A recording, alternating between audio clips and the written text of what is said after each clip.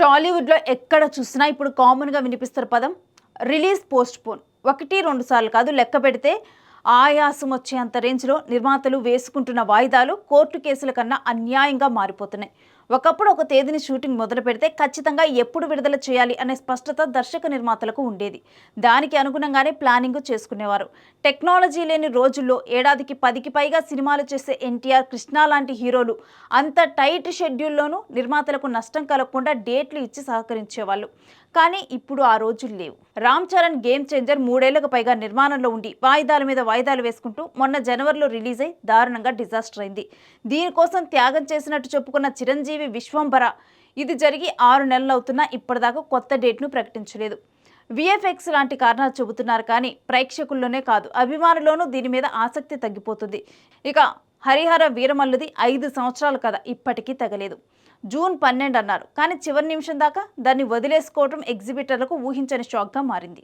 Prabhas the Raja Saab 2025 April 9న వస్తుందని గత ఏడాది ప్రకటించారు. ఆడుతూ సాగుతూ ఇప్పుడు అది డిసెంబర్ 5కు లాక్ చేసుకుంది. అంటే ముందు అనుకున్న కమిట్మెంట్కి ఇప్పుడు చెప్పిన దానికి మధ్య గ్యాప్ 8 నెలలు. తేజ సజ్జా మిరాయ్ సైతం ఇదే తరహా ఇబ్బందులు ఎదుర్కొని సెప్టెంబర్ 5కు వెళ్ళిపోయింది. హనుమాన్ లాంటి బ్లాక్ బాస్టర్ సాధించాక తేజ లాంటి అప్కమింగ్ హీరో సైతం ఇంత ఆలస్యంగా రావటం మంచి పరిణామం కాదు. 2026 సంక్రాంతికి అనుకున్న జూనియర్ ఎన్టీఆర్ ప్రశాంత్ నీల్ మూవీ ఏకంగా జూన్కి వెళ్ళిపోయింది. అప్పుడైనా గ్యారంటీగా వస్తుందా అంటే ఏమో చెప్పలేం. పవన్ కళ్యాణ్ ఓజీది వీటికి భిన్నమైన కథేమీ కాదు. 4-5 సార్లు డేట్లు మారాయి.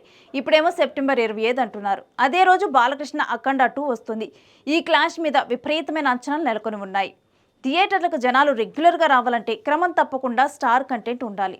కానీ మన హీరోలేమో ఏడాదికి ఒకటి రిలీజ్ అయ్యేలా చూసుకోవటమే గగనంగా మారిపోతుంది. ఇలాంటప్పుడు మీడియం బడ్జెట్ చిన్న సినిమాలతో ఎల్లకాలం నెగ్గుకు రావటం కష్టం. ప్రతిసారి కోర్టు, బలగం లాంటి స్మాల్ బడ్జెట్ వండర్స్ జరగవు కదా. ఈ సందర్భంగా కాలీవుడ్ దర్శకులు లోకేష్ కనకరాజ్ గురించి ప్రత్యేకంగా చెప్పుకోవాలి. అతను తీసిన విక్రమ్, కూలీ, మాస్టర్, ఖైదీ, లియో పక్కా ప్రణాళికతో అనుకున్న టైంలో పూర్తయ్యాయి. ఒక డేట్ ఫిక్స్ చేసుకున్నాక దానికి కట్టుబడి వీలైనంత వరకు మిస్ కాకుండా చూసుకున్నవి. వీటిలో ఏదీ ఫ్లాప్ కాలేదు. టాలీవుడ్లో అనిల్ రావిపూడిని ఈ లిస్టులో చేర్చవచ్చు. సరిలేరు నీకెవర్లో మహేష్ బాబు లాంటి పెద్ద హీరోని పెట్టుకొని కేవలం 6 నెలల్లో గుమ్మడికాయ కొట్టేశారు. సంక్రాంతికి వస్తున్నాం, అంతకన్నా తక్కువ టైంలోనే రూపొంది 300 కోట్ల గ్రాస్ని మంచినీళ్లు తాగినంత ఈజీగా రాబట్టింది. పాన్ ఇండియా ట్రాప్లో పడుతున్న మన హీరోలు ఎంత లేట్ అయినా పర్వాలేదు, అన్ని భాషల్లో తమ సినిమా వెళ్ళాలి అనే తాపత్రయం నష్టమే చేస్తోంది. పుష్ప 2, కేజీఎఫ్, కాంతారా, బాహుబలి, ఆర్ఆర్ఆర్ తప్ప మన సౌత్ మూవీస్ని హిందీ ఆడియన్స్ థియేటర్లో ఎగబడి చూసిన దాఖలాలు తక్కువ. దాన్ని మర్చిపోయి ముంబై వెళ్ళి ప్రమోషన్లు చేసుకుంటున్న మన హీరోలకు దక్కుతున్నది 0. యూట్యూబ్, శాటిలైట్లో విపరీతంగా మన సినిమాలు చూసే బాలీవుడ్ జనాలు తీరా టికెట్లు కొనమంటే మాత్రం మొండికేస్తారు. ఈ వాస్తవం బెల్లంకొండ శ్రీనివాస్, రామ్, నితిన్ లాంటి హీరోలకి బాగా తెలుసు.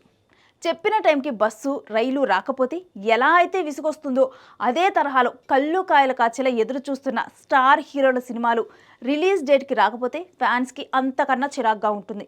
విడుదల తేదీ నిర్ణయాల్లో ఓటీటీలో కీలక పాత్ర పోషిస్తున్న వైనం కొత్త పరిణామాలకు దారితీస్తుంది. ఇంకా పనులు కొంచెం పెండింగ్ ఉన్న కారణంగా కుబేరా నిర్మాత అమెజాన్ ప్రైమ్ని కొంత గడువు అడిగిన వాళ్ళు 10 కోట్లు కట్ చేస్తామని అన్నారంట. ఇదంతా కుబేరా ప్రొడ్యూసర్ సునీల్ నారంగ్ స్వయంగా చెప్పుకొచ్చారు. ఏకై వచ్చిన ఓటీటీలు ఇప్పుడు మేకైపోవటం గురించి ఇంతకన్నా ఉదాహరణ ఏముంది? ఏడాదిలో కేవలం 52 శుక్రవారాలు మాత్రమే ఉంటాయి. వాటిలో కూడా ఇన్నేసి వాయిదాలు వేసుకుంటూ పాన్ ఇండియా సినిమాలు బాక్సాఫీస్తో చెడు కూడా ఆడుకుంటున్నాయి. కేజీఎఫ్ తర్వాత యష్ 2 ఏళ్లు బ్రేక్ తీసుకొని టాక్సిక్ మొదలుపెట్టాడు.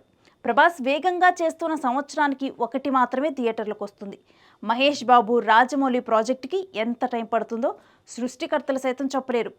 పెద్ది తర్వాత రామ్ చరణ్, సుకుమార్, త్రివిక్రమ్ ఎవరితో ముందు చేస్తాడనే కన్ఫ్యూజన్ అప్పుడే మొదలైపోయింది. ఇక పవన్ కళ్యాణ్ బ్యాలెన్స్ ఉన్న 3 సినిమాలు పూర్తయితే చాలు అని చెప్పి ఫ్యాన్స్ ఎదురు చూస్తూ ఉన్నారు. ఈ వాయిదాల పర్వానికి బ్రేక్ వేయాలంటే ఒక్కటే మార్గం, ప్లానింగ్ బాగుండాలి, బడ్జెట్ శృతి మించకూడదు, విఎఫ్ఎక్స్ ఎవరితో చేయించాలి అనే దాని మీద సరైన స్పష్టత ఉండాలి.